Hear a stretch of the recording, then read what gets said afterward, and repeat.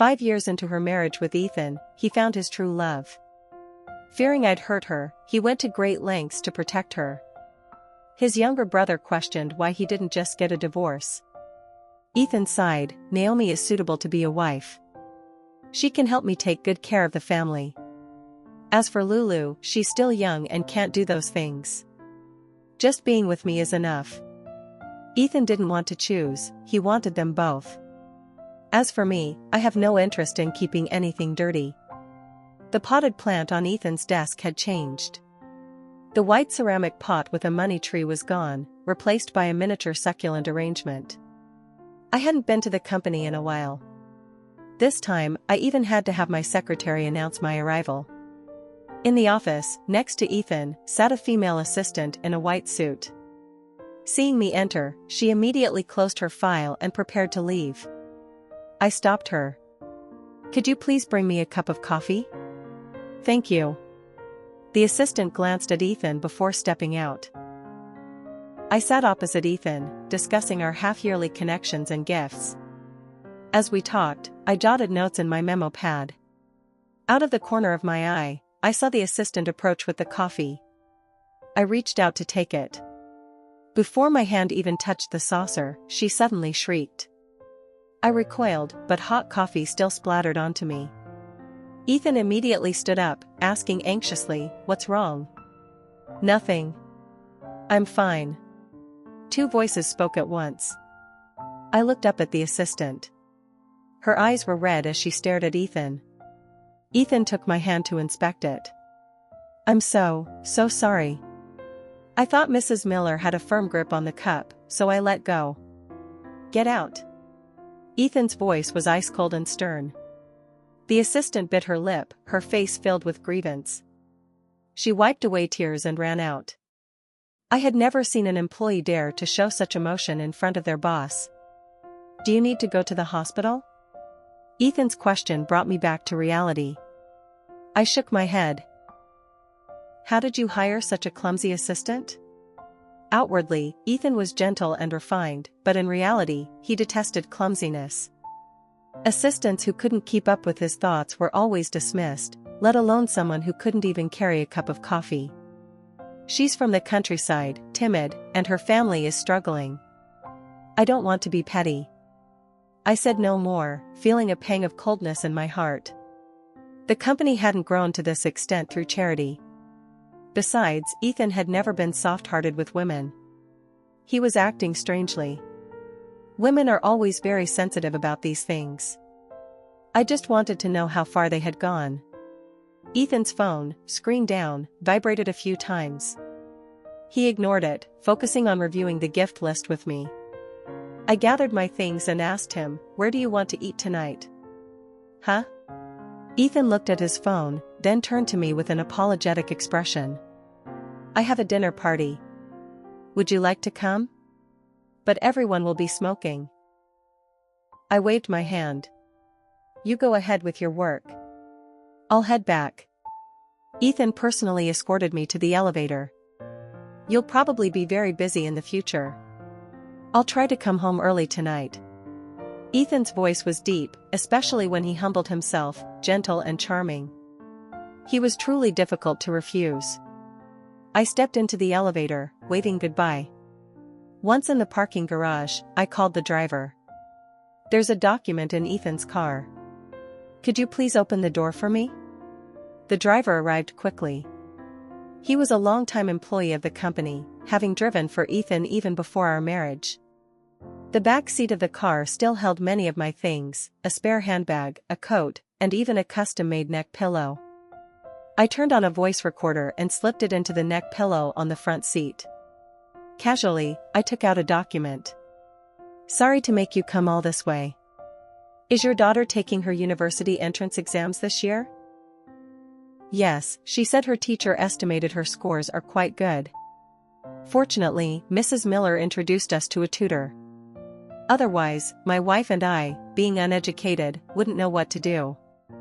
I smiled and shook my head. "It's because she's smart and hardworking. You've also worked hard for many years driving for Ethan." The driver's expression became a bit awkward, and he whispered, "Mr. Miller has been getting busier and busier lately. Mrs. Miller should also pay a little attention." Ethan really was having an affair. The driver's hint was too obvious. When I got home, I felt completely drained of energy. A faint glimmer of hope still lingered in my heart. I couldn't understand it. Why was he like this? I hadn't even realized there was a problem between us. For every holiday, festival, or anniversary, he had been very thoughtful with his preparations. I used to be the envy of my friends. But, the truth was probably ironic, those expensive gifts might have just been guilty compensation. I rubbed my forehead, my head throbbing. My mind ceaselessly replayed every small detail from the past. But I found nothing unusual. That assistant seemed so ordinary. Compared to the girls who had deliberately approached Ethan before, she was so bland and timid that she wasn't worth bothering with. Suddenly, a familiar image flashed in my mind. Timid. I slumped onto the sofa, holding my forehead and laughing bitterly. I think I knew who that assistant was now. It was Lulu. I checked the assistant's name in the company system. She had just joined less than 2 months ago. But her connection with Ethan could be traced back 4 years. At that time, she had carried a sack full of local specialties to thank the kind person who had sponsored her university education. Ethan's company did charity work every year. Everyone knew the main purpose was for tax deductions. No one would refuse something that brought both good reputation and profit. The idea of sponsoring poor but talented students was originally my proposal. It was a one-way street. I didn't ask the organization to reveal identities, and I didn't know how Lulu found the address and came all the way here. Back then, she was thin and dark, with the rustic look of someone from the countryside. She didn't dare to look people in the eye, didn't even dare to step into the house. She just mumbled thanks and pointed to the bag of specialties she brought. "No need, take them with you." Ethan passed by, frowning, looking at the person outside the door with annoyance. "And no need to thank us. Don't come to the house uninvited again." The girl's eyes immediately welled up with tears. I disagreed, nudging Ethan slightly, thinking he was too cold. After all, the girl had traveled a long way with a gift. It was a genuine gesture. I kept the items and asked our auntie housekeeper to prepare a bag of fruit for her to take home. But she didn't take it and ran away. Thinking about it, I could only smile bitterly. Compared to before, she had truly changed a lot. No wonder I didn't recognize her when we met again. I had to say, she was very resilient. Ethan came home very late. He was drunk. The driver helped him into the house, and he kept calling my name.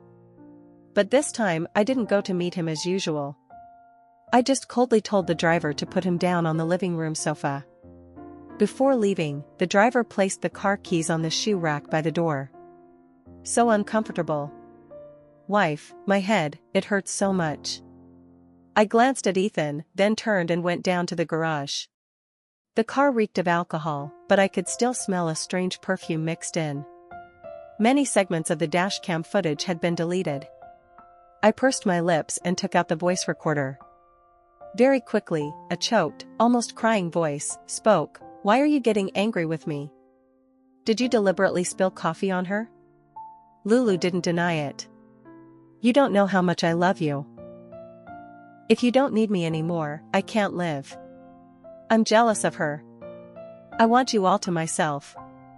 The rustling of clothes could be heard. "I can do this, but can she? Open your mouth."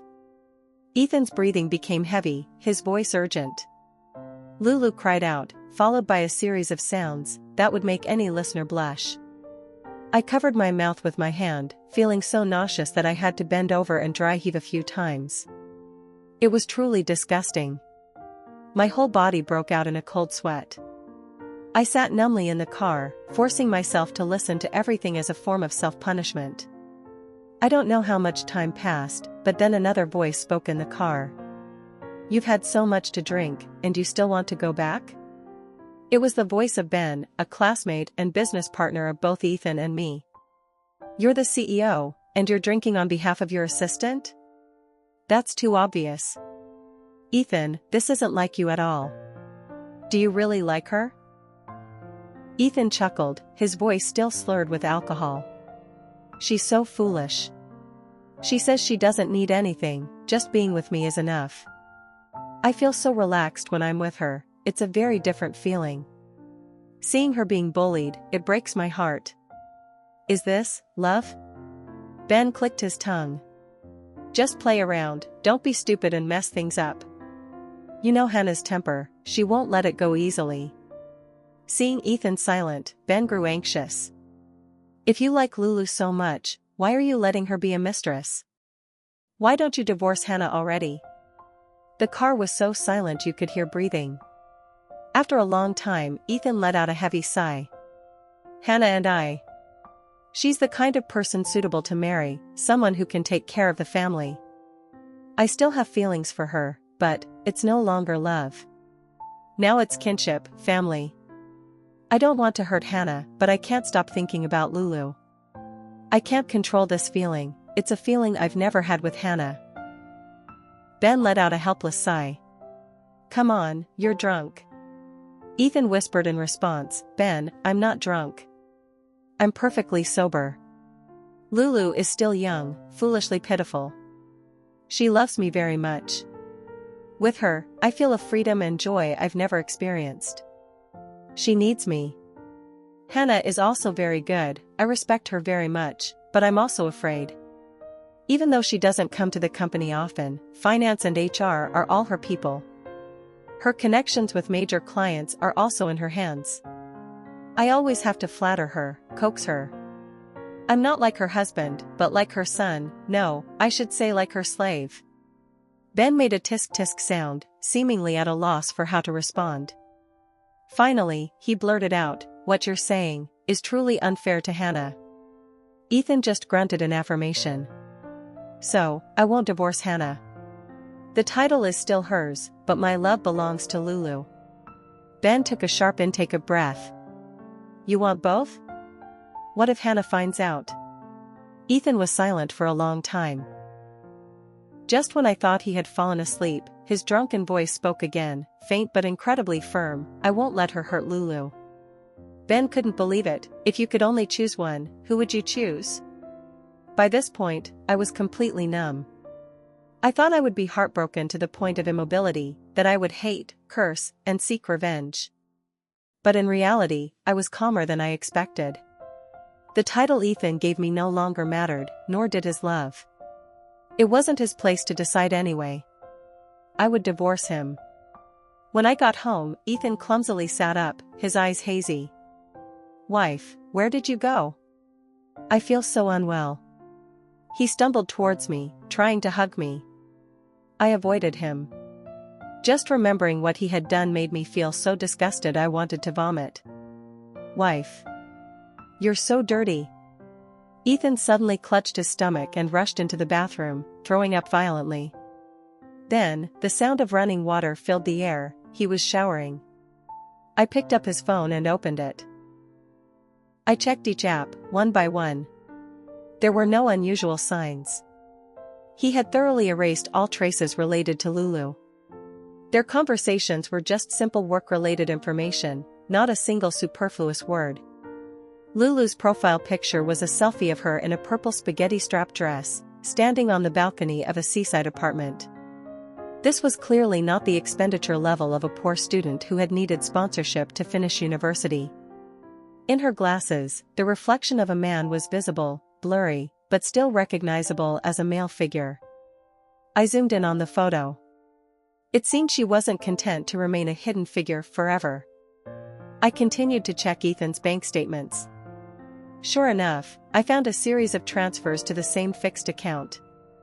Initially, it was just $1,000, $2,000, then $5,000. Then it gradually increased to $10,000, $13,140, $52,000. The highest amount exceeded $100 million. I scrolled through the transactions, filming with my phone, my hand aching, and the list still went on. They often say, no woman can smile after looking through her husband's phone. I once thought that statement was too extreme, too pessimistic. I never thought it would be true. Ethan stepped out wrapped in a towel. His physique was tall and well-built from regular exercise. In today's terms, he was lean and muscular. When he wore a suit, he was calm and dignified. In casual clothes, he was youthful and handsome, always exuding the aura of a successful man. Many acquaintances used to say I had a good eye, choosing a bargain with growth potential. They often reminded me that even after marriage, I shouldn't be careless. I had to hold on to him tightly. I thought that if a man wanted to cheat, even if you locked down his lower half, you couldn't stop him. In college, he was the backbone of the basketball team, handsome, smart, and a frequent scholarship recipient. Many girls actively asked for his number and constantly confessed their feelings. I even encountered some who openly challenged me, trying to win him over right in front of me. Yet, for all those years, whether it was emotional struggles or career difficulties, we held hands and overcame them. I once thought he would be like me, cherishing this hard-won life together. I never imagined that his choice of me was just a cost-benefit analysis. Wife. Ethan called me. He seemed more sober now. I stood on the balcony, the night wind messing up my hair, blurring my vision. I'm sorry, I drank too much. They all forced me to drink. If it weren't for Ben, I don't know when I would have gotten home. I knew he mentioned Ben to prove to me that he wasn't doing anything shady outside, that he had a witness. My head hurts so much now. Can I apologize to you tomorrow? You still reek of alcohol. You can sleep in the living room. He always acted politely, caringly, talking as equals, and respecting my opinions. I used to think it was because he valued me, that he was serious about our relationship. I used to believe that was how he showed his love. Until today, I understood, he treated me this way because he wasn't comfortable in front of me. He was good to me because I had value to him. My chest ached with a dull pain, like a small hole had been carved out, and the cold wind seeped through. Adults must take responsibility for their actions. In relationships, seeking right or wrong is meaningless. What needs to be done is knowing when to stop. The next morning, Ethan woke up early and made breakfast. He was an excellent cook. In our sophomore year of college, to make it easier for him to start his business, we moved in together. He took care of all the cooking. I loved standing in the kitchen, watching him cook my favorite dishes, telling him my wild, rambling thoughts. There were sweet days, too. It's just, they were long gone. It's been a long time since I cooked for you. Taste it and see if it's different. Ethan looked at me, his eyes full of anticipation. I was slightly dazed, seemingly seeing the shadow of the college student from all those years ago, who had stood before me, promising to cook for me for the rest of my life. After this project is done, let's go on a resort trip. My mom just called, asking if we plan to have children. Ethan finished speaking and, without waiting for my reaction, added, "Don't feel pressured. We can take our time with this, I'm not in a hurry either." I took a sip of soy milk, feeling that for a man like him, there must be no shortage of people willing to bear his children. What's wrong? Are you tired? Did you not sleep well last night? Ethan said, reaching out to touch my face. Just as I was about to dodge, the doorbell rang. I'll get it. Outside was Lulu. She held out her hand, in her palm was Ethan's tie clip. Her eyes held a triumphant look when she saw me, a blatant provocation, as if declaring ownership. Ethan approached. Why are you here? You were so drunk last night, and the company has an early meeting today. I was afraid you wouldn't wake up. In front of Ethan, she was very well behaved, her voice soft but not at all timid. You don't need to remind me. Go. Lulu pouted, her eyes full of grievance as she looked at Ethan, then turned and ran off. I stood to the side, finding this scene so familiar it was sickening. Ethan looked at his watch, told me to eat first, then went into the dressing room, and quickly left the house. I stood by the window and saw Lulu waiting downstairs. Soon enough, Ethan appeared. Lulu joyfully rushed over and hugged his arm. Ethan pushed her away slightly, but she persistently clung to him, and he no longer resisted. Before getting into the car, Lulu deliberately looked up at me, giving a triumphant smile as if she had won. I scheduled a meeting with a lawyer specializing in complex divorce cases. Divorcing Ethan wouldn't be easy. After all these years together, our interests were intertwined in countless ways. It would be impossible to untangle them cleanly. I wanted to try and get the largest share possible. If there was no love left, at least there should be money. I handed the lawyer the documents I had collected and asked him to start drafting the divorce agreement. Lulu sent a friend request. I accepted. She didn't send any messages, but what she posted on her social media was impressive. Her latest status update. Happy little wife, picking up husband from work. Accompanied by a photo. She was arm in arm with a man, their fingers intertwined. Although the man's face wasn't visible, with my familiarity with Ethan over all these years, I was sure it was him. Furthermore, behind them was the leather car seat I had personally upholstered. She clearly no longer intended to hide anything. I truly didn't understand. How could a mistress be so blatant now? Was she truly not afraid of getting beaten? Or was she confident that Ethan would protect her to the end, not letting her be harmed even a single hair? Her status very frequently, basically 3 posts a day, as if checking in morning, noon, and night. Every post was related to Ethan. Dating at popular online restaurants, kissing in movie theaters, and there was even a more explicit video. She was wearing seductive lingerie with a bow tied around her neck. Gift for my dear husband, take it off however you like. Husband is so good, it's never enough. So tired, my back aches, want my husband to rub it a little. I blinked, surprised Ethan had such preferences. Uniforms, handcuffs, whips. They played boldly indeed. It seemed I had truly never understood Ethan's true nature. Thinking about having once slept next to such a master of disguise sent shivers down my spine. At noon, Lulu posted again, sitting in the office, feeding Ethan on his lap. Husband's feeding, even full, I can eat. In the evening, another update, riding a Ferris wheel. The fairy tale husband gave me. The ending is the prince killing the wicked witch and living happily ever after with the princess. So, these childish couple games were the reason Ethan left early and returned late every day.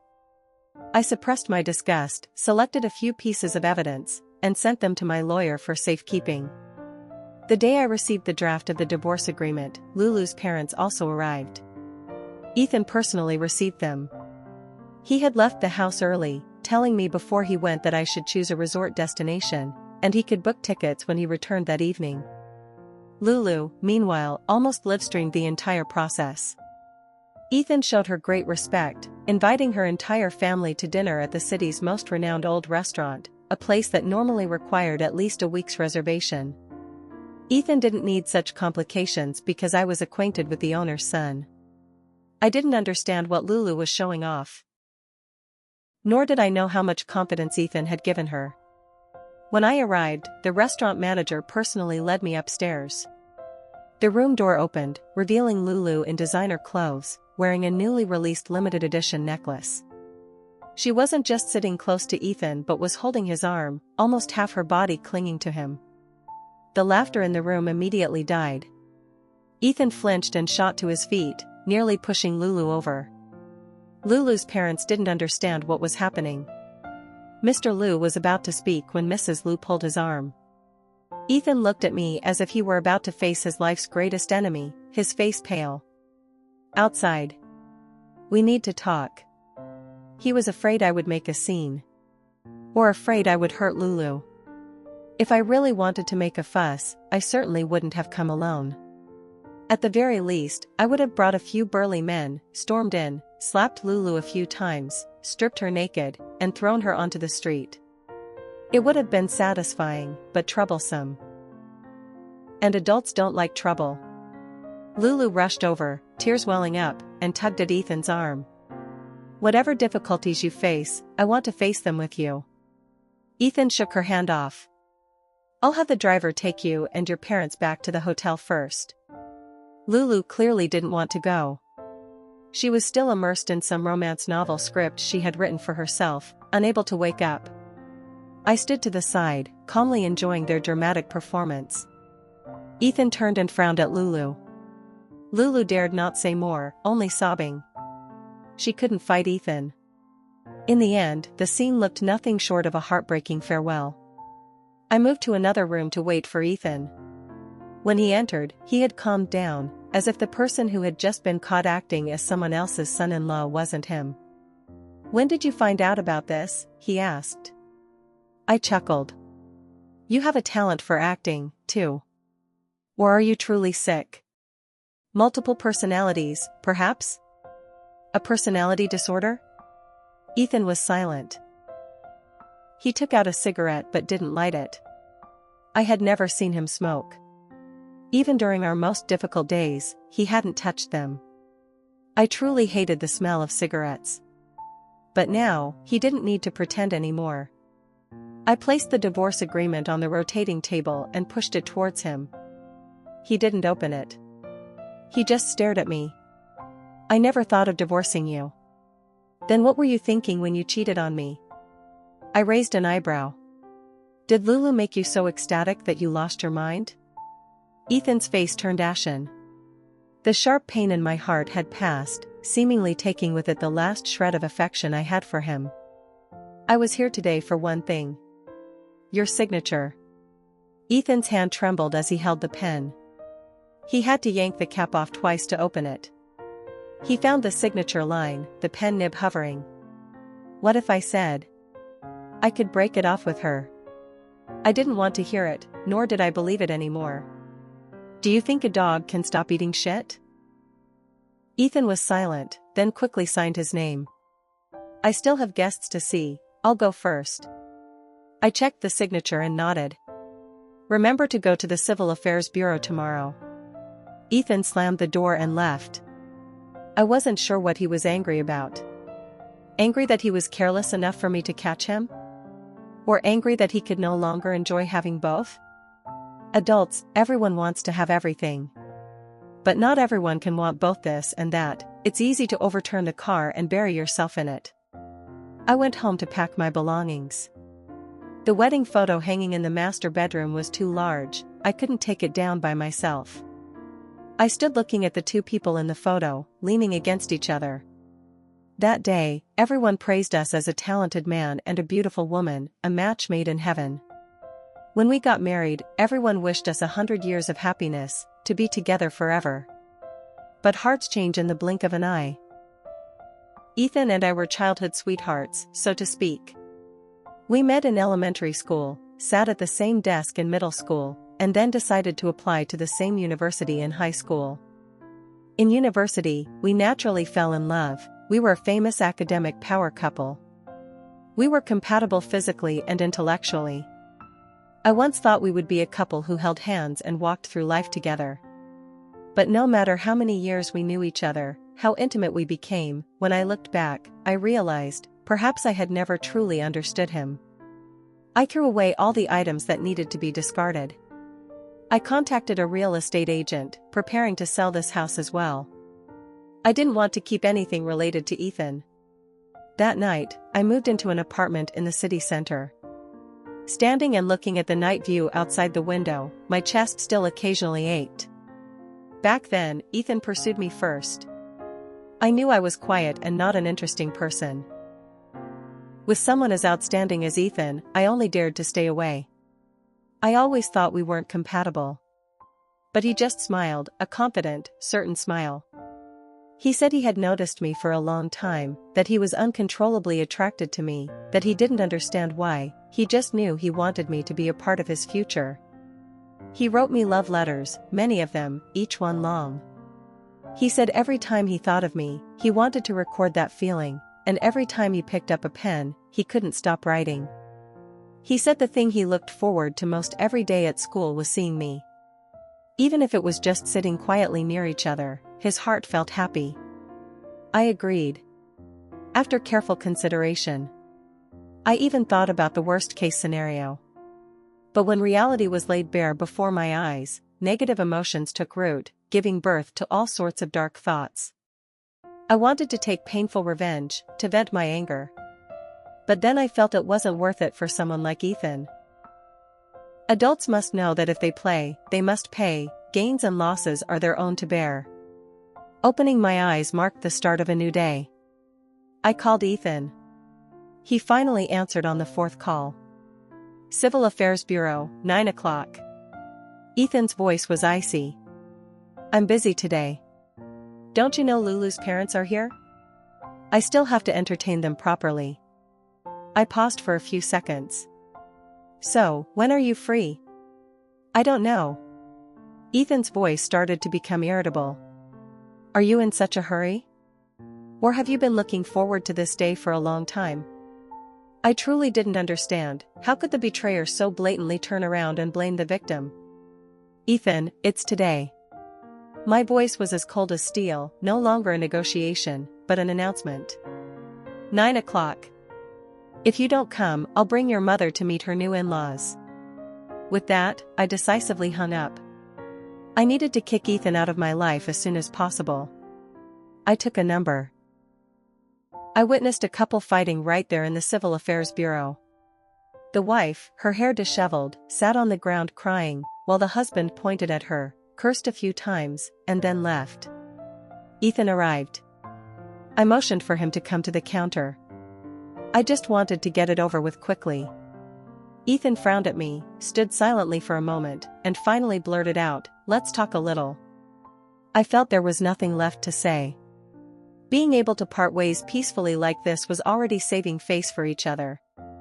I don't want our marriage to end so carelessly. I looked at him, disbelieving. You don't want to? Ethan, have you regressed to this point? If you truly cherished this marriage, you wouldn't have cheated. Were you planning to hide it from me forever? Did you think you could live with a wife at home and a string of lovers outside? Ethan's face darkened, and he roared, "Just this once, do you have to make such a fuss?" I'm making a fuss? I burst out laughing, unable to hold it in anymore. You cheated, showed no remorse, no apology, no desire to take responsibility, and now you're blaming me? You're truly an eye-opener. A vein throbbed in Ethan's forehead. Is there any man in this world who doesn't fool around? Why do you have to cling to that forever? No matter what I did outside, I never let it affect our family. You don't know the pressure I face in social gatherings. I looked at him with an expressionless face. You don't have to try anymore. If I make you so tired, then let's break up sooner. You don't have to be sneaky anymore. I'm giving you your freedom. You're smart, good at calculations. If you already know it's beyond salvage, don't waste any more time. Your actions are your choices. And you've chosen. I stood up, and Ethan pulled my hand back. What about our company? We're about to go public. That's been the fruit of our years of hard work, both of us. Can you really bear to? I didn't rush to pull my hand away, only looked at him with disdain. You could bear to betray me, so why can't I? As for my shares, I'll give you 3 months to gather the money to buy them back. If you can't afford it, I'll sell them to someone else. Ethan's shoulders trembled. Hannah. Don't call my name with a mouth that I don't know what it's touched. I snatched my hand away from him. Dirty. The divorce process was very quick. All subsequent matters were handed over to the lawyer. Finally, I no longer had to see Ethan's face. Stepping out of the Civil Affairs Bureau, I realized Ethan hadn't come alone. Lulu, dressed in a designer Chanel outfit and wearing a newly released limited edition necklace, chirped and threw herself into Ethan's arms. Darling husband. Lulu hugged him, her voice sickeningly sweet, but her eyes looked at me with a provocative, triumphant glint. Husband has worked so hard. Now nothing will stand in the way of us being together. Ethan's face was stiff, his eyes darting away. I put on my sunglasses and got into my Cullinan. Without a man, I guess I'll just have to go back to living in a 500 square meter apartment. News of the divorce quickly reached Ethan's mother. She called me. This is indeed Ethan's fault, But you should have used this opportunity to set conditions and seize all the assets under his name. Why were you so determined to divorce? Acting like this only hurts your family, while that little hussy benefits. Just calm down for a while, and later I'll tell Ethan to come to you with his sincerity and apologize. No matter what, I won't let that kind of person step foot in our home. I listened silently, saying nothing. Finally, I just gently reminded her to go for her rehabilitation appointment with the traditional Chinese medicine doctor, suggesting that from now on, her son should take care of such matters. Now I have money and time. After the divorce, I felt lighter, a freedom I had never experienced before. I gave myself a long vacation, going to places I had planned to visit for a long time but never had the time. I saw mountains, oceans, forests, and even rode a helicopter to view everything from above. Suddenly, the world felt so small. I started driving myself, planning to watch the sunrise on Mount Kinabalu. Ben called me. I answered, and there was silence on the other end. I rolled up the car window, blocking out the wind. From the day Ethan cheated, I knew this day would come. I'm sorry. I chuckled softly. Now, hearing these words, I felt nothing. Old matters should stay old. No need. Is something wrong? Ben sighed. Lulu is pregnant, and Ethan plans to marry her. I understood everything, and I also understood why Ethan's mother no longer mentioned trying to make me stay. From now on, don't tell me about him anymore. Since we were divorced, there was no need to stay in contact. I only felt lucky that I didn't have children. That's truly ridiculous. Ben cursed a few times. Ethan just promoted Lulu to HR manager. Lately, she's been targeting the people you hired. Ethan says he wants to restructure and prepare to expand for the IPO. He's like a madman now, as if he's trying to prove something. Or maybe he wants you to regret it. He's bringing in new investors to buy your shares. If it weren't for the current cash flow crunch, I'd want to pull out too. I knew Ben wasn't calling just for personal reasons. But that company had nothing to do with me anymore. Ethan wanting to expand was nothing new. Before, by using force to suppress others, investing widely, he only needed to hit one successful venture to make a profit. But now it was different. The economic cycle had changed.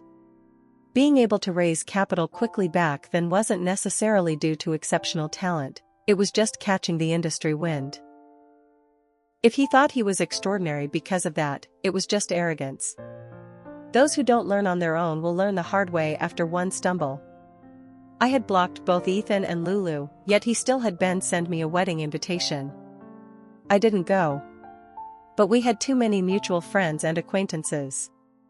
Photos and videos from the wedding kept flooding my phone. I switched on Do Not Disturb mode and continued my road trip.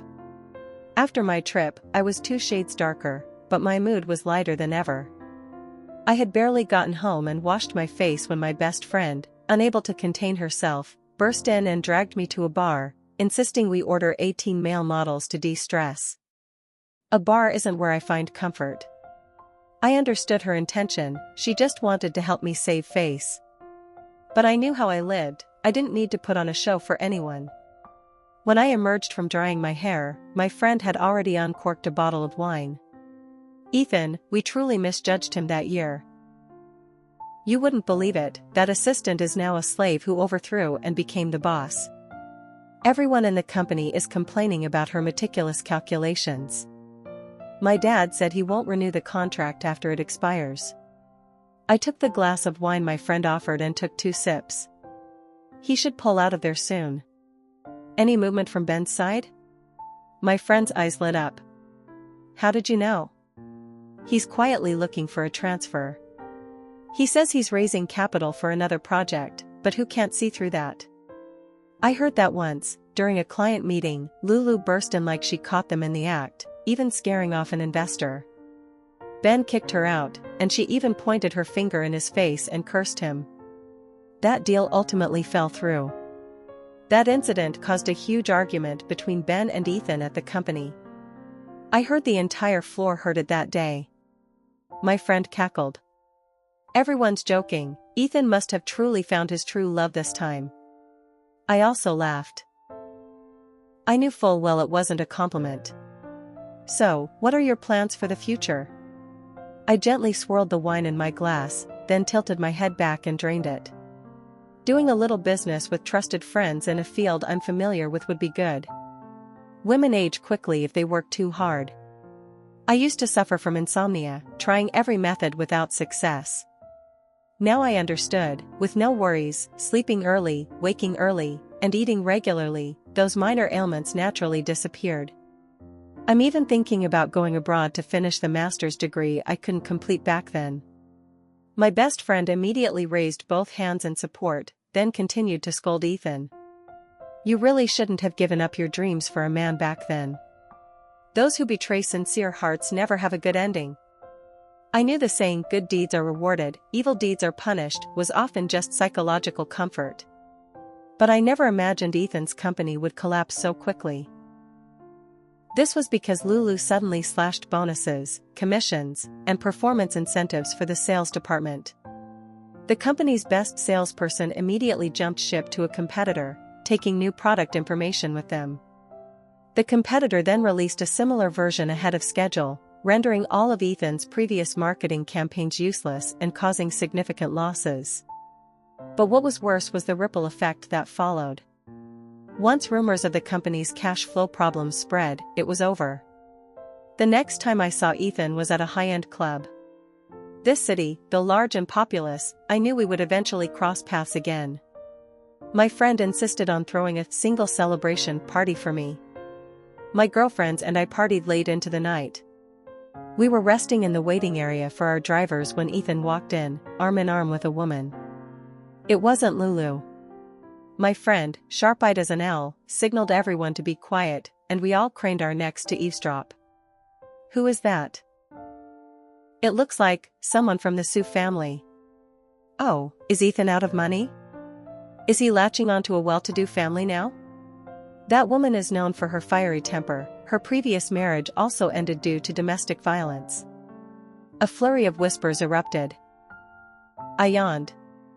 The alcohol still lingered, making me very sleepy, but a sudden shriek jolted me wide awake. Lulu burst in from outside. Staff tried to stop her, but seeing her bulging belly, no one dared to be forceful. You bitch. You hussy. Lulu cursed as she charged, grabbing the hair of the woman walking with Ethan. The other woman was caught off guard but reacted quickly, slapping Lulu with a resounding thwack. Lulu reeled, dazed as if she'd been beaten senseless. The other woman's curses grew even uglier as she continued to slap Lulu repeatedly. Finally, the staff managed to separate them. Ethan! Control your idiot woman before you go out doing business. After cursing, she turned on her heel and left. Lulu collapsed to the ground, crying and screaming, "Why are you treating me like this? You once said you only loved me." Ethan looked at her with annoyance. When you broke into someone else's marriage, did you not think about this? Lulu looked bewildered, staring at Ethan in disbelief. How could you treat me like this? Ethan's eyes were filled with disgust, watching her lose control in a public place. Let's get a divorce. Lulu frantically scrambled up. No. I won't. I'll never divorce, even if I die. She finished speaking and, as if fearing Ethan would drag her to the Civil Affairs Bureau immediately, she turned and fled. Ethan stood there for a few seconds, then looked towards me. My friends unanimously bowed their heads. I reacted a little slowly, unconsciously looking up, our eyes meeting. I never expected to encounter such a situation on an outing. Ethan walked towards me. My best friend squeezed her eyes shut, leaning her head back, pretending to be asleep. Usually the most enthusiastic, she was the quickest to play dead when trouble struck. The others followed suit. I found it truly amusing. Ethan stood in front of me. I looked up. Ethan had changed so much from before. In the past, he could be humble for business partnerships, but he still maintained his principles. Now, he was truly shameless. I shook my head. He chuckled. Seeing me like this, are you happy? I shook my head again. Ethan, I don't hate you. Love and hate both require a lot of energy to sustain. And he and I, we were over. Ethan's eyes reddened. Anna, I hate you. I hate you for abandoning me. Me. My friend immediately shot up and slapped him fiercely. The others pretended to intervene, but the result was that Ethan got a few more slaps. Stop hitting him. I mumbled softly, perhaps my voice was too low, no one heard me. Ethan was finally dragged away by the staff amidst everyone's indignation. The whole world became quiet again.